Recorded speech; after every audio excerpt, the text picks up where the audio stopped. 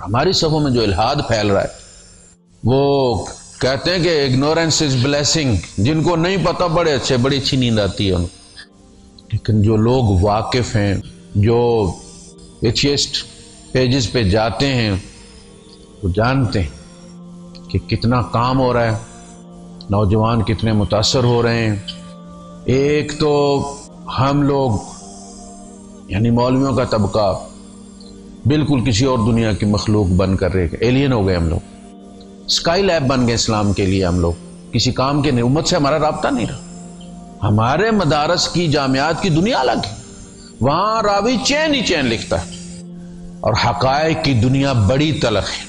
آپ کی ہر قوم میں سے سارے نوجوان نہیں تو 50% کے لگ بھگ بالکل کنارے پہ جو ہو چکے ہیں وہ الگ ہیں، اس لیے کہ ان کے پاس لائف گارڈ کوئی نہیں، کوئی ان کے شکوک و شبہات کو سلجھانے والا کوئی نہیں، ان کی بات کو سمجھنے والا کوئی نہیں، ان کے درد کو سمجھنے والا کوئی نہیں۔ کسی سے پوچھتے ہیں تو پلٹ کے کفر کا فتویٰ لگ جاتا ہے۔ صحابہ کہتے ہیں کہ اے اللہ کے رسول، ایسے ایسے وسوسے آتے ہیں کہ جنہیں بیان کرنے سے مر جانا ہم بہتر سمجھتے ہیں۔ ہمیں آگ پر بھون دیا جائے ہمارے لیے یہ آسان ہے بنسبت اس کے کہ ہم ان وسوسوں کو آپ کے سامنے دہرائیں، ہمارا کیا بنے؟ اللہ کے رسول صلی اللہ علیہ وسلم مسکرائے تو آپ نے فرمایا اچھا ایسا ہو رہا ہے؟ کہا جی۔ آپ نے فرمایا تم پکے مومن۔ ان وسوسوں کو کس نے پکڑا ہے؟ تمہارے ایمان نے نا۔ کس نے کہا کہ یہ وسوسہ ہے اور کس نے کہا کہ یہ غلط ہے؟ ایمان نے کہا یہ تمہارے ایمان کو سجاتا ہے، تمہارا اینٹی وائرس کام کر رہا ہے، گھبرانے کی بات نہیں ہے۔ اللہ تعالیٰ وسوسے پہ گرفت نہیں فرماتا جب تک کہ عمل نہ کیا جائے۔ آتے انہیں جانے دو، انہیں روکنا بھی نہیں۔ کہتے ہیں وسوسوں کی حالت جو ہوتی ہے اور ان کی مثال سانپ کی سی ہے، پھینکنے کے لیے بھی پکڑو گے تو ڈنگ مار لے گا۔ وسوسہ آیا ہے جانے دو، خیال ہے نا بھی تھوڑی دیر میں دوسرا خیال آ جائے، اس کو سیو مت کرو کہ چل کے پھر یوں کریں گے، دیکھتا ہوں فلاں کرتا ہوں۔ وسوسے کو وسوسہ رہنے دو، لیکن جب وہ خیال بن جائے، اسٹیبلش ہو جائے، تو پھر اسے لازماً پوچھنا چاہیے۔ العلاج العی السؤال۔ دیکھو لا علمی کا علاج سوال ہے، علم ہے نا، اور علم سوال سے آتا ہے۔ تو گزارش یہ ہے کہ اللہ پاک نے اس دین کے اندر بڑی سہولت رکھی ہے، بڑی آسانی رکھی ہے، بڑی فلیکسیبلٹی رکھی ہے۔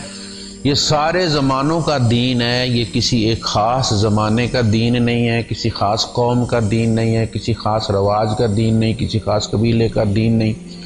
اس لیے ہم لوگ اسے اپنے رسم و رواج کے لحاظ سے ناپتے ہیں کہ جو اس پہ نہیں چلتا وہ اسلام پہ نہیں چلتا۔ ہم نے اپنے شلوار قمیض کو تقوی کا لباس بنایا، حالانکہ یہ ہمارے علاقے کا لباس ہے، اس کا اسلام سے کوئی تعلق نہیں۔ لباس کا تعلق رواج کے ساتھ ہے اور موسم کے ساتھ ہے۔ نبی کریم صلی اللہ علیہ وسلم کا لباس جو اعلان نبوت کے سے پہلے تھا وہی اعلان نبوت کے بعد۔ کبھی کسی صحابی کے بارے میں یہ نہیں آیا کہ وہ پہلے یوں کیا کرتے تھے اور جو ہی جناب وہ مسلمان ہوئے تو انہوں نے عمامہ باندھنا شروع کیا اور اس دن سے انہوں نے داڑھی چھوڑ دی۔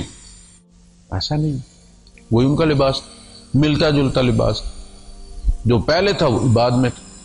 حضرت حذیفہ ابن یمان رضی اللہ عنہ کے والد جو یمان تھے، وہ غزوہ احد کی بگدڑ کے اندر مسلمانوں کے ہاتھوں شہید ہو گئے، لباس کی مشابہت کی وجہ سے۔ مکے والوں کا اور مدینے والوں کا لباس ایک تھا، حالانکہ حضرت حذیفہ کہتے بھی رہے مسلمانوں یہ میرے باپ ہے، لیکن وہ مار دیا، شہید کر دیا۔ ہمارا زور کس پر ہے؟ لباس پر۔ قمیض تھوڑی سی لمبی کر دی آپ نے، شلوار تھوڑی سی اوپر کر دی، آپ متقی ہو گئے، اللہ لخیر۔ اندر کچھ ہے یا نہیں ہے لوگوں کو تو پتا ہوگا، متقی ہو گئے، بس کام۔ یہ اسی طرح جس طرح ہم گاڑی پاس کروانے جاتے ہیں، کپڑا مارا، پالش والش ماری، جناب علی لے گئے، رات کو لے کر جاتے ہیں تاکہ چمک کے اندر جو ہے وہ کوئی ڈینٹ پینٹ اس کے نظر نہ آئے، بس متقی ہوگی گاڑی، اس نے لکھ دیا۔ بالکل ہم یہی اسلام کے ساتھ کرتے ہیں۔ تو اسلام کے اندر زمانوں کی وسعت ہے، ہم دولے شاہ کے چوہے ہیں، ہم اس کو صرف اپنے ملک کے اندر، پاکستان اسلام کا قلعہ ہے، جو ہمارا لباس ہے وہی اسلامی لباس، ہم جس طرح احرام خرید کر لے کر جاتے ہیں ساتھ، ہم جہاں بھی کہیں دعوت دینے لے گئے شلوار قمیض ساتھ لے کر جائیں گے تاکہ اس انگریز کو مسلمان کرنے کے بعد پھر شلوار قمیض پھر ناڑا بننے کا طریقہ سکھایا جائے، جیسے معین قریشی کو سکھایا تھا۔ یہ ہماری تنگ نظری ہے۔ پینٹ شرٹ یورپ کا اسی طرح لباس ہے جس طرح ہمارا شلوار قمیض۔ شلوار قمیض پاکستان میں عیسائی نہیں پہنتے، وہ ہیرا مسیح ہمارے ساتھ کام کیا کرتا تو وہی شلوار قمیض وہ پہنا کرتا۔ جب وہ ہیرے مسیح پر ہوتی تھی تو مسیح شلوار قمیض ہوتی تھی، وہی مسلمان پہنتے تھے تو مسلمان شلوار قمیض ہوتی۔ اسی طرح دیگر معاملات میں بھی ہم نے اپنے سٹینڈرڈ بنا رکھے ہیں کہ اتنے تک یہ مسلمان ہے، جس دن اس نے ہمارے اکابر کے خلاف زبان کھولی یہ کافر ہو جائے۔ اور وہاں عبداللہ ابن ابی یہ کہہ رہا ہے لئن رجعنا الى المدینہ لیخرجن الاعز منها الاذل، بس مدینے پہنچنے کی دیر ہے، ہم ایسے عزت والے ذلیلوں کو نکال باہر کریں گے۔ سمن کلبک لیاکلک، کتے کو کھلا کے موٹا کرو تاکہ تم ہی کو کاٹے۔ تم لوگوں نے پناہ دی، انہیں زمینیں بانٹ کے دی، انہیں گھر بانٹ کے دیے، ان کی مدد کی، اور آج یہ ان کے غلام تمہارے غلاموں سے لڑتے، تمہارے منہ آتے ہیں اور آگے چل کے تم پھر نتیجہ بھوگو۔ یہ کہتے ہیں عبداللہ بن ابی، اس کے باوجود نہیں مروایا حضور نے، واجب القتل قرار نہیں دیا حضور۔ تو اسلام یسر کا دین ہے، آسانی کا دین ہے۔ اللہ کے رسول صلی اللہ علیہ وسلم نے تشدد سے منع فرمایا ہے۔ آپ نے فرمایا کہ دیکھو جو میں تمہیں کہتا ہوں، جس سے میں تمہیں روکتا ہوں، جو میں تمہیں کرنے کو کہتا ہوں، جتنی تمہارے اندر استطاعت ہے کوشش کرو کہ تم اس پہ عمل کرو۔ مستطعتم، کہا گیا یا ایھا الذین آمنوا اتقوا اللہ حق تقاتہ، اے ایمان والو اللہ کا تقوی اس طرح اختیار کرو جس طرح اس کے تقوی کا حق ہے۔ یہ عقائد کے بارے میں، عقائد پہ کوئی کمپرومائز نہیں ہوگا۔ فاتقوا اللہ ما استطعتم، اللہ کا تقوی اختیار کرو جتنی تمہاری استطاعت ہے۔ یہ عمل کے بارے میں ہم میں سے کوئی بھی چاہے وہ کتنا بڑا مفتی جفتی ہو، وہ 100% اسلام پر نہیں، بہت ساری کمزوریاں اس کے اندر، وہ بھی 14ویں صدی کے مسلمان ہیں۔ کچھ اس کے تقدس کے پیچھے چھپی ہوئی ہیں، کچھ اس نے چھپائی ہوئی ہیں، لیکن 100% مسلمان وہ بھی نہیں۔ تقاضے 100% اسلام کے اس کے اندر بھی نہیں۔ اونچی آواز میں نہ بولنا، کہتے ہیں جی فلاں چیز مکروہ ہے یا فلاں حضور نے کراہت کی ہے۔ اللہ پاک بلند آواز سے کراہت فرماتا، اور کراہت ایسے نہیں فرماتا، حکم دیتا ہے وقصد فی مشیک، چال میں بھی اقتصاد، واغضض من صوتک، آواز بھی دھیمی رکھا کرو۔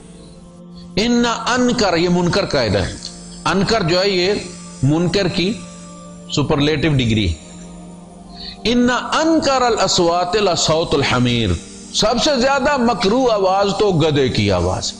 ان انکر الاصوات لصوت الحمیر، اگر بلند آواز سے کوئی عقل مند ثابت ہوتا تو گدھا سب سے زیادہ عقل مند ہوتا، کیونکہ اس کی آواز جو سب سے منکر بلند ہوتی ہے، کتنے محلے تک جاتی، جسے کہتے ہیں نا کہ action of a man speaks louder than his words, انسان کا عمل اس کے الفاظ کی بنسبت بلند آواز سے تبلیغ کرتا ہے۔ آپ سمجھتے ہیں کہ عمل بولتا نہیں، زبان بولتی ہے؟ نہیں، عمل زبان کی بنسبت زیادہ بلند آواز اور زیادہ افیکٹو اپروچ۔ جب کوئی بندہ کوئی کپڑا پہن کے آتا ہے تو وہ آپ کو کہتا نہیں کپڑا خریدیں، آپ خود دیکھتے ہیں، وہ آپ کو کھینچتا ہے اور آپ پوچھتے ہیں کہاں سے لیا بھائی، کتنے کا لیا بھائی۔ اصل میں انڈیویجول جو ہے وہ ٹارگٹ ہے اسلام میں۔ ہم پڑ گئے جماعتوں کے پیچھے۔ انڈیویجول اگر کمزور ہے تو جماعت کتنی بھی بڑی ہو کمزور عمارت، اینٹیں مل کر عمارت بناتی ہیں۔ یا ایھا الذین آمنوا علیکم انفسکم، اہل ایمان تمہارے ذمہ تمہارا اپنا آپ ہے۔ اہل ایمان اپنے خلاف سب سے بڑے گواہ تم خود ہو۔ علا جو آتا ہے نا صلہ، یہ خلاف کے لیے آتا ہے، اور لام کا صلہ جو ہوتا ہے یہ حق میں ہوتا ہے۔ القرآن حجۃ لک او علیک، قرآن کو مردہ مت سمجھو، یہ زندہ کتاب ہے، در بغل کتاب زندہ داری، لائیو رابطہ ہے تمہارا اللہ کے ساتھ۔ دھکے کہاں کھاتے؟ بندے کے پاس موبائل ہاتھ میں پکڑا ہو اور وہ بوتھ ڈھونڈ رہا اور لوگوں سے پوچھے کہ یار وہ فون بوتھ کدھر ہے، تو وہ کہیں گے یہ ہاتھ میں کیا پکڑا ہوا بھائی، اس کو استعمال کیوں نہیں کرتے؟ اس میں تو اور چھوڑ کے ایمرجنسی کالز کا آپشن بھی موجود ہے، 999 پہ بغیر بیلنس کا جاتی ہے۔ فرمایا یہ قرآن یا تو تیرے حق میں حجت لک او علیک، یہ قرآن قیامت کے دن آئے گا، یہ بولے گا، یا تو تیرے حق میں گواہی دے گا یا تیرے خلاف گواہی دے گا۔ یہ گواہ ہم نے گھر میں رکھا ہو،